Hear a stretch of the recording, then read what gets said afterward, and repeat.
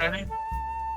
Bonjour à toutes, bonjour à tous. Alors, cette nouvelle vidéo, tiens, honnêtement, j'ai un peu hésité, je savais pas trop quoi faire, et puis il se trouve que comme je me suis intéressé à des trucs sur YouTube, et notamment à la grande mode du conseil en expatriation, bah du coup j'ai décidé de jouer un peu les 50 millions de consommateurs, ou les 35 abonnés sur ma chaîne, et de vous faire une sorte de banc d'essai, quoi, un petit compte rendu de ça, parce que évidemment, vous vous en doutez, j'en pense pas que du bien.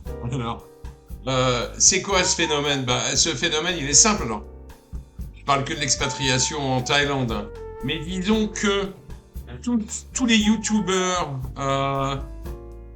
ceux que j'appelle un peu les gourous, c'est-à-dire ceux qui sont connus, qui ont beaucoup de followers et qui habituellement divaguent sur la Thaïlande, bah, alors, ils sont peut-être pas assez bien payés par YouTube, hein, ce qui est fort possible.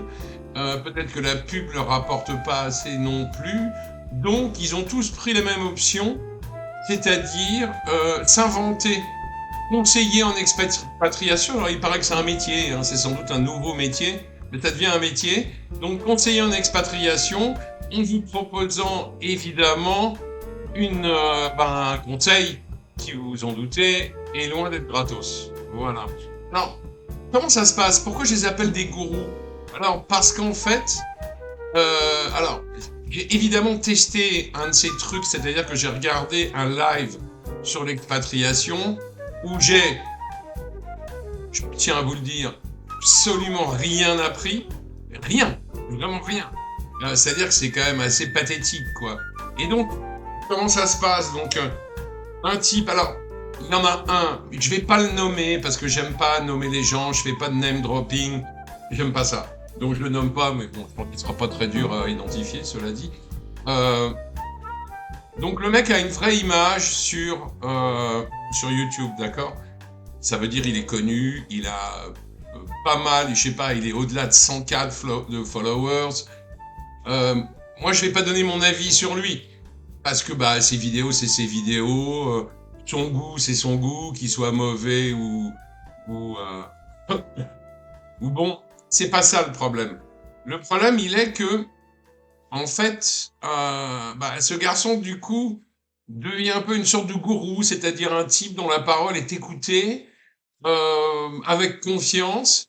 Et donc, il se sert de cette image pour monter je vais appeler ça un bidule pour l'instant parce que je ne sais pas encore quelle est l'existence réelle de ça. Donc il monte un bidule, donc toujours sur YouTube, hein, mais par contre avec un lien, où vous allez pouvoir avoir droit à une sorte de formation, un conseil suivi pour votre projet d'expatriation. Alors, disons que pour essayer de faire sérieux, évidemment, euh, lui, il utilise une espèce de jargon marketing, enfin un truc qu'on trouve dans le marketing pour les nuls, hein. C'est pas très élaboré, mais bon, voilà, il a dû lire ça quelque part, donc il utilise des mots précis, personnalisés, humains, etc., etc. Enfin, excusez-moi, mais pour l'instant, ça n'a rien d'humain tout ça, hein. C'est humain, c'est quand on rencontre les gens. Voilà, mais bon, bref, admettons qu'il le fasse. Très évidemment, Alors moi, j'ai pas fait le live en direct, j'ai regardé la retransmission du live.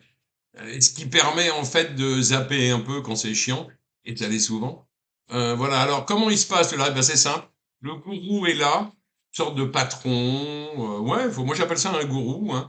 Donc c'est lui qui tient le crachoir, c'est lui qui mène ce qu'on peut appeler des débats. Il discute avec deux collaborateurs ou pseudo-collaborateurs, voilà. Il commente en fait ce qu'il appelle des slides. Alors ça, c'est un grand truc de ces mecs-là. Alors qu'ils ont un niveau de français qui est correct, sans plus, ils utilisent les anglicismes en permanence. Donc, ouais, j'en ai noté quelques-uns là. Alors oui, vous avez évidemment les slides.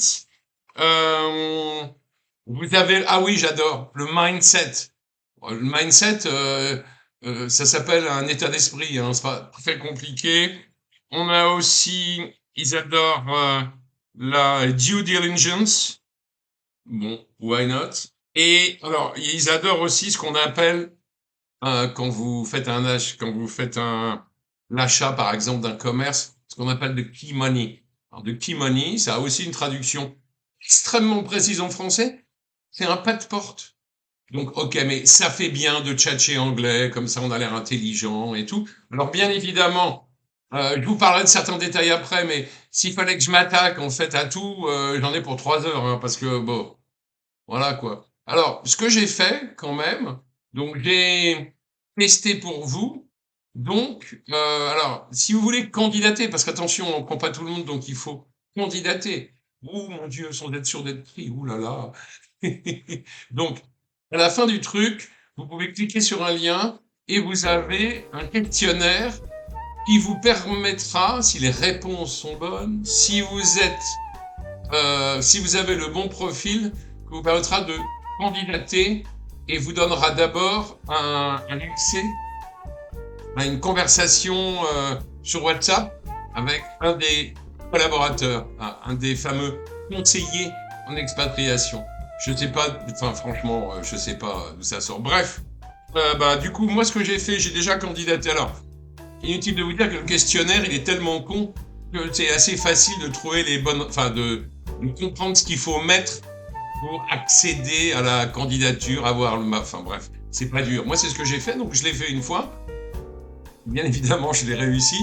Et donc, j'ai eu la grande chance de tchatcher avec un mec sur WhatsApp, voilà, qui m'a rien appris. Mais rien. Je ne sais pas, enfin bon, même, on n'a pas parlé très longtemps, on a dû parler une demi-heure, mais disons qu'en une demi-heure, je pourrais apprendre des trucs. J'ai même pas entendu parler d'argent d'ailleurs non plus. Mais de toute façon, c'est évidemment un sujet qu'ils évitent pendant tout le live, parce que si on parle d'argent, on va faire fuir les gens. Alors de temps en temps, ils répondent aux questions des internautes, enfin des mecs qui participent, qui sont dans le chat, et il y en a un qui a demandé, et là, immédiatement, la réponse du gourou, n'est-ce pas, en bon gourou, a été « Ah ben non, on peut pas vous dire parce que vous comprenez, les tarifs sont personnalisés. » Ce qui, à mon avis, est totalement faux. Les tarifs sont pas personnalisés. Oui, ils sont personnalisés en fonction de quoi? Non, je pense qu'il y a un tarif général pour tout le monde, qu'il n'est pas impossible qu'il y ait des options. Voilà. Donc bref, j'ai fait ça une première fois, et alors, vous allez vous marrer, pour tester le système, j'ai refait une seconde fois le fameux test, là, j'ai répondu aux questions, en changeant un tout petit peu, sans prendre de risque, et bah, le système n'a pas vu que j'avais déjà candidaté une fois, donc j'ai eu droit à un call que je vais avoir cet après-midi, avec une nana du coup, là, avec une femme. Voilà, qui est la seconde collaboratrice. Donc, juste pour voir, moi je vais au bout des trucs parce que je veux pas critiquer si j'ai tort. Donc, la première fois, le live, c'était pas terrible. Le premier intervenant, là, le conseiller, c'était pas terrible. Alors, j'essaie la seconde conseillère. D'ailleurs, je pense que si c'est elle qui prend maintenant les appels, c'est sans doute que les retours sur le premier ont pas dû être très bons. Bref, voilà, je vais faire ce truc cet après-midi et je reprendrai la vidéo après. À tout à l'heure. Voilà le retour. Mon petit passage chez le coiffeur. Comme je pars demain, hein, j'ai plus envie de m'en occuper. Je me suis fait raser entièrement. Ça fait des trucs partout. Voilà. Donc, tout ça pour vous dire que ben voilà, j'ai fait ma petite expérience là. J'ai fait le petit call, n'est-ce pas, pour lequel j'avais candidaté. Alors, d'abord, avant de parler du call en lui-même, mais très honnêtement, il n'y a pas grand-chose à dire, si ce n'est que je pourrais vous indiquer un peu, vous donner des notions de prix, c'est-à-dire ce que ces gens demandent pour du conseil. Je pense que ça va vous faire un peu rigoler. Enfin, voilà. Moi, je trouve pas ça drôle, en fait, mais il faut tout prendre à la légère, puisque c'est pas très grave. Donc, d'abord, pourquoi est-ce que j'ai choisi de m'intéresser à comment appeler ça, à ce bidule là, cet organisme de conseil en expatriation. Parce que autant vous dire qu'il y en a plein, hein. Il y en a beaucoup, c'est-à-dire que chaque YouTuber qui dépasse un certain nombre de followers essaye de le faire. Voilà. Simplement, il y en a certains, honnêtement, ils sont même pas crédibles. C'est-à-dire que vous regardez une vidéo, c'est pas un problème de délit de faciès, mais les youtubeurs sont tellement, je sais pas, immédiatement pas dignes de confiance que c'est pas la peine de s'y intéresser. Voilà. J'ai choisi celui-là bah, parce que je me suis dit, comme c'est quand même un des plus grands gourous du YouTube, des YouTubeurs agissant en Thaïlande, bon, je me suis dit au moins là, c'est peut-être sérieux parce que le mec a au moins, je sais pas, une réputation à défendre, quoi. Bon, voilà. Donc, c'est pour ça que j'ai choisi celui-là. Je vous ai raconté un peu comment ça s'était passé, c'est-à-dire que le gourou patron là du truc d'expat, c'est lui qui tient le crachoir. Il donne la parole de temps en temps à ses collaborateurs, voilà.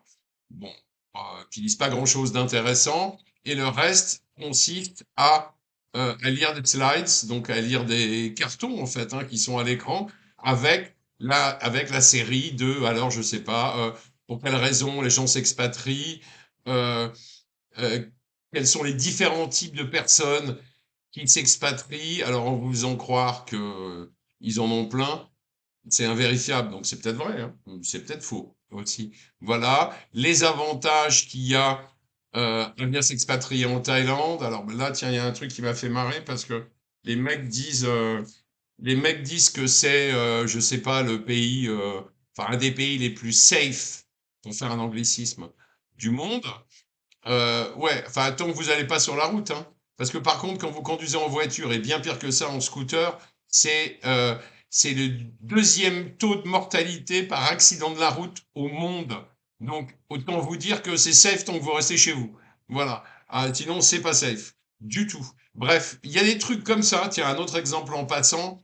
Le gourou, à un moment donné, présentant tous les types de conseillers expert qui peut proposer dit oui, alors si vous avez besoin d'un avocat, d'un agent immobilier, et il rajoute le mot si vous, même si vous avez besoin d'un notaire. Ouais, bah là, je suis désolé, c'est bête, hein, mais il n'y a pas de notaire en Thaïlande, voilà. Donc, ça met pas en confiance, pas trop, quoi. Et puis surtout, toutes ces petites slides là, avec ces listes d'avantages, d'inconvénients, des trucs sur les visas, etc., etc. Et moi, franchement, je vous fais ça en 2 heures. C'est que les informations qui sont sur le net. Donc c'est pour ça que je vous dis, bah ouais, on n'apprend rien, quoi. Les seules informations qui pourraient être éventuellement intéressantes, c'est des trucs un peu actualisés, notamment sur ce que prépare le gouvernement thaïlandais. Euh, sur les impôts, sur la chasse aux sociétés fictives, sur la chasse aux digital nomades en général, à tous les gens qui travaillent sur un ordinateur depuis la Thaïlande. Voilà. Tout ça, c'est en train d'arriver. On ne sait pas exactement ce qui va se passer, mais ça va arriver. Donc, c'est des petits updates qui seraient intéressants d'avoir et que malheureusement, évidemment, ils ne donnent pas parce qu'ils n'ont pas envie de faire peur aux gens. Voilà, parce que s'ils font peur aux gens, ils vont pas venir, ils vont pas vouloir s'expatrier et donc ils vont pas adhérer à leur programme. Euh, voilà quoi, enfin, je veux dire, ouais, des petites choses comme ça. Voilà, donc alors, maintenant, alors parlons du call lui-même. Bah alors le call lui-même, voilà, une personne absolument charmante. Euh, donc je vais parler en toute franchise et en toute transparence du projet que j'avais, qui est simple, hein. Elle a tout de suite vu l'intérêt du truc. Bon, elle m'a pas donné d'informations que je n'avais pas, voilà, en se cachant un peu derrière son statut, c'est-à-dire en expliquant qu'elle, elle n'était pas conseillère vraiment, elle était plutôt, je sais pas, une sorte de chargée de clientèle, quoi. Voilà. Euh, donc elle m'a dit que c'était des choses en effet que je pouvais voir après avec mon conseiller. Elle m'a détaillé le programme qui en effet a été étudié.